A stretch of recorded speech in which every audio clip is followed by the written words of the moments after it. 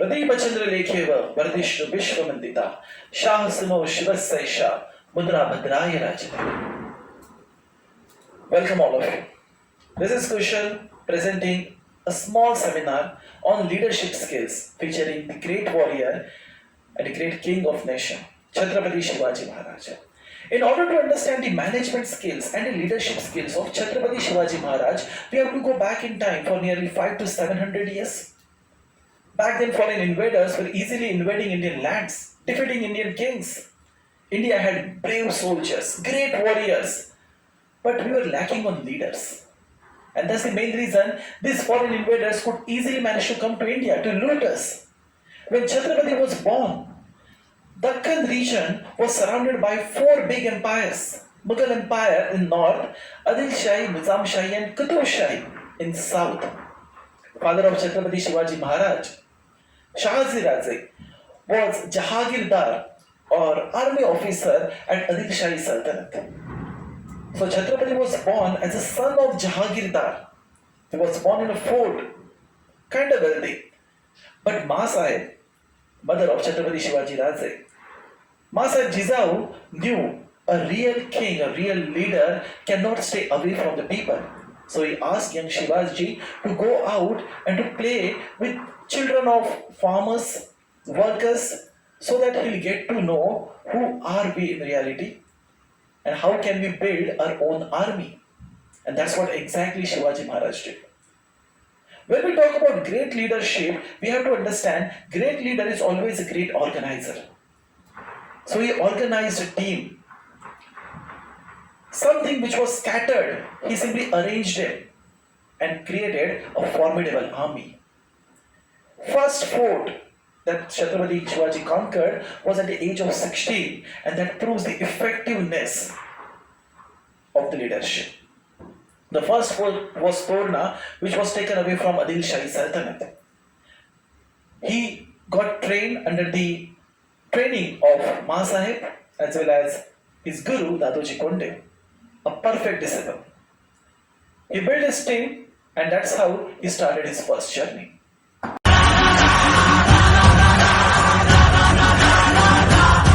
Leader should always take care for the complete team.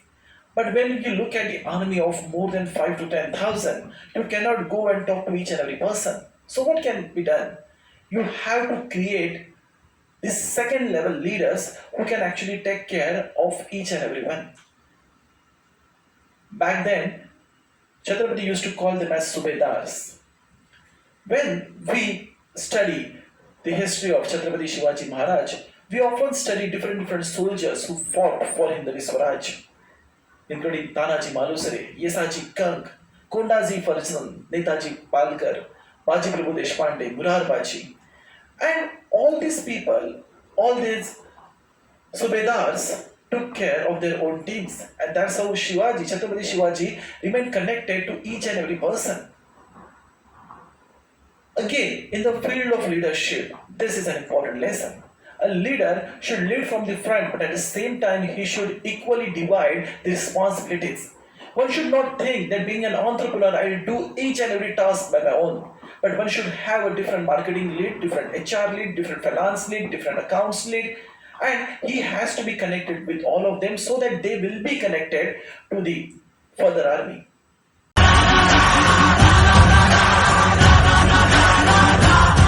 How do we judge the leadership?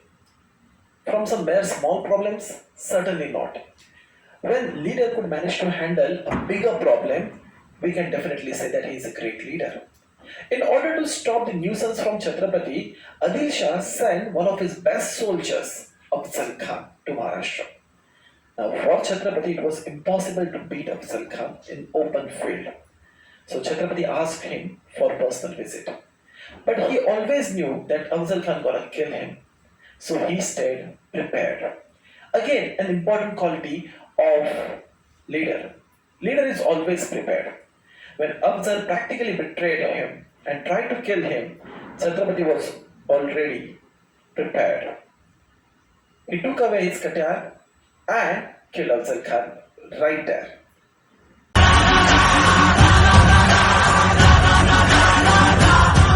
So what happened after Afzal Khan died?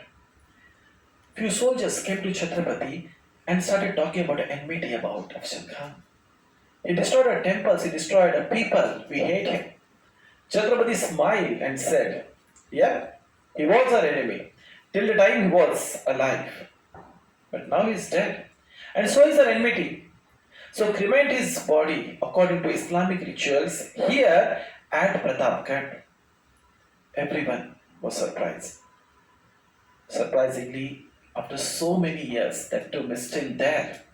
And that practically explains his respect to other faiths, other religions.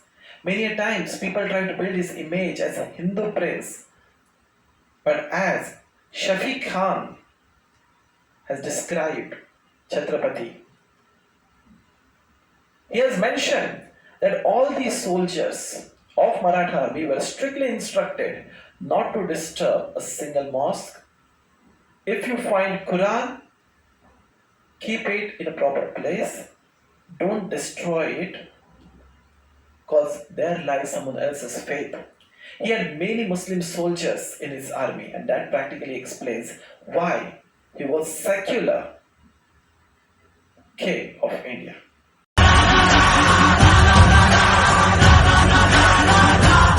When Shaista Khan came to Pune, he stayed at Lal Mahal.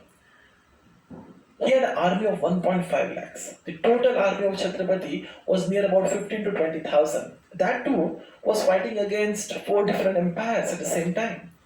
So it was tough for them to conquer Shaista Khan. But again, that's why the leadership is a very important part. Chhatrapati took 300 soldiers against 1.5 lakhs. And on paper, that's not even a competition, right? That's why he chose a perfect night when there was celebration in Lal Mahal. He took those 300 warriors with him. They went in, they attacked Shaista Khan. He was about to kill Shaista Khan, but somehow he got escaped. In nearly 3 days, Shaista Khan left Pune with broken fingers. We all know that story, certainly. But more importantly, if you know certain tasks, you are doing it by leading the whole team. You cannot risk the entire army. You always have plan B ready. If Chhatrapati would have failed his mission, he had plan B ready, which never got executed, certainly. But that's what pure leadership is all about.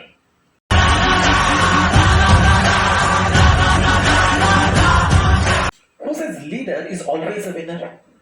There might be certain battles which leader might lose, but in such cases, leader has to be perfect diplomat. Same thing happened when Murarbaji died in the Battle of Purandar.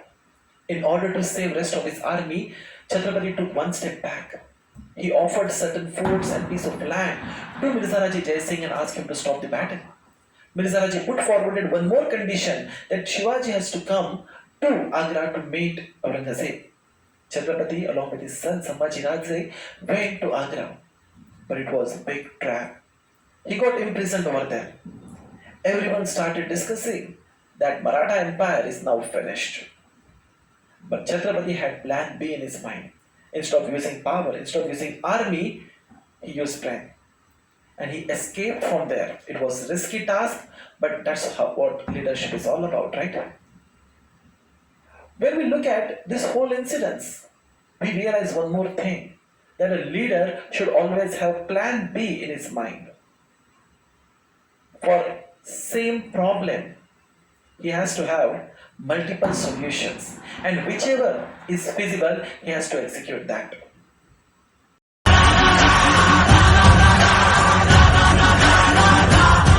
Towards the end of this session, I would like to thank Chhatrapati Shivaji Maharaj for his life lessons to all of us. I would like to thank all those people who gave me this opportunity to present this short seminar in front of all of you.